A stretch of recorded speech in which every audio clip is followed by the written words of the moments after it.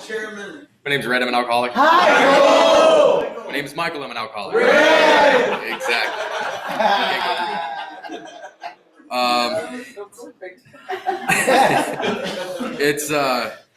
It's been a while since I've actually been up to the podium, so forgive me if I feel a little awkward. Man, when I first got into the rooms, at very first I actually treated it as like, I'll be able to connect with people, make new friends, and try and form like an actual like what you guys call fellowship. I was like connections and make friends and stuff. And realistically, that wasn't the case. As soon as I got in there were people who were struggling and going through it, and had a lot of pain that they were trying to sort out through their lives. And when it came down to me, I was like, like this is new. And when I first saw that, I kind of got taken aback, because I was like, I'm not supposed to be here, because this isn't me. This is not my thing. Like, I'm not an addict. I'm not an alcoholic. When I first actually got caught, I was in high school and just finishing up my junior year, going into senior year, and I got caught with weed, and my parents were like, "You're going to rehab." So I went to a youth program over in Torrance, and it was a 9-month program, so it lasted for most of my senior year and into summer, and met a lot of cool people, connected with people, and got to experience the rooms for the very first time. And my first ever meeting was an MA meeting. And since it was at a treatment center, it was like kind of like a filter meeting, like people through treatment would go through, and it was it wasn't really treated as like a real meeting. And then when I actually got out there and was able to drive and go, be in an actual meeting, I got a whole different glimpse of it. Fast forwarding from that, I took a break from the meetings and I went to college. And at this time, around when I was in my first year of college, my mom got sick. And at that point, I was dabbling, going through it, and seeing what was out there for me. And I was just dabbling in mainly weed and alcohol. I didn't really switch it out because I was told at a young age that drugs are bad.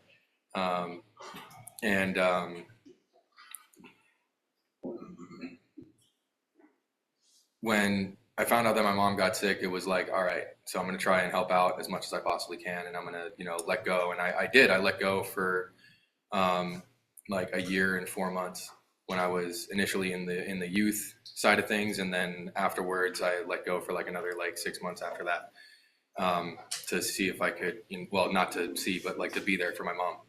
And I was met with my parents saying like, no, go to college, focus on that. And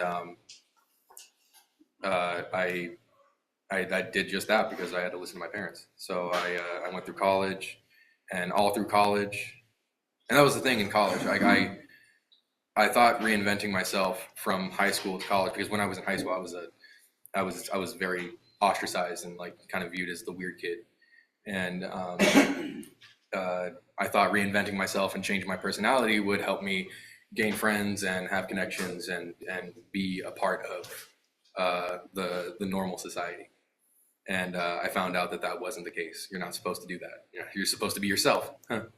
Look at that. And when I was met with we're seeing right through your BS, and we're not gonna have it, like I got met with more ostracization and more like singling out and stuff, and that threw me into a spiral downwards, and my alcoholism really took off. And then going through college, drinking and being very successful, I was one of those active drinkers. I was able to show up and do my thing and make the money and make it to school, do my classes, get straight A's, and do what I needed to do. And little did I know that I was actually prepping my body and my mind for something way darker. And as soon as my mom passed, 5 years after she got diagnosed, it was balls to the wall, like no stop, foot to the floor, went straight for it. And at that point, I didn't know what to do with myself. I just isolated, drank, smoked, got mad when I felt like I was a worthless piece of, junk. And I was just going through it in my own way, kind of just self-pity, demoralization, and all this other crap. And I'd had it. I really had. But then I ended up catching a case, going through 2 programs, and now I'm here. And thank God I'm here. This originally was my first choice when I first got out of jail. And they said, oh, this place is filled up. We can't do anything for you. You're going to go to this place. And I went to 80th and Figueroa.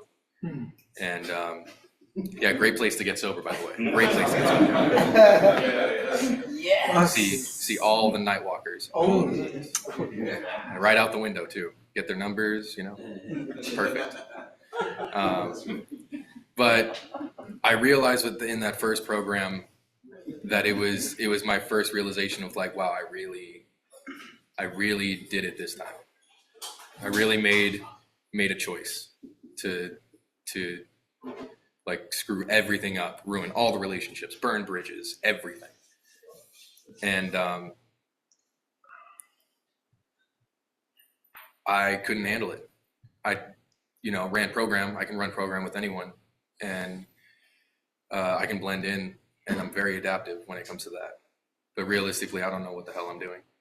I'm just trying to fit in, trying to make it look like I'm, knowledgeable, but I've got 0 compared to the next guy.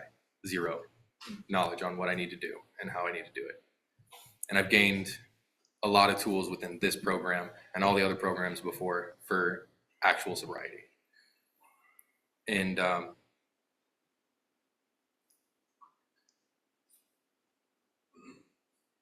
the first time that I fell back after my first program, I went into RBH and then screwed that off. It was an aha moment there, because I was like, oh, you're not supposed to be doing this. You're not supposed to, weasel your way through again. And then I found out, okay, so that's another defect that I need to work on. And then I just slowly started building up these defects that I needed to work on. And it felt like I was loading my plate up with all of these defects of character and all these different things. And then I find out that step 4, thank you too. And I found out that step 4 was, admitting all those defects of character and admitting that you had done people wrong and all this other stuff. And I finally found out why I'm here, is to work on those defects, get where I need to go, and have a tool belt. And the things that you learn here are not going to be anywhere near what you're going to learn in the outside world, because here we're a different breed.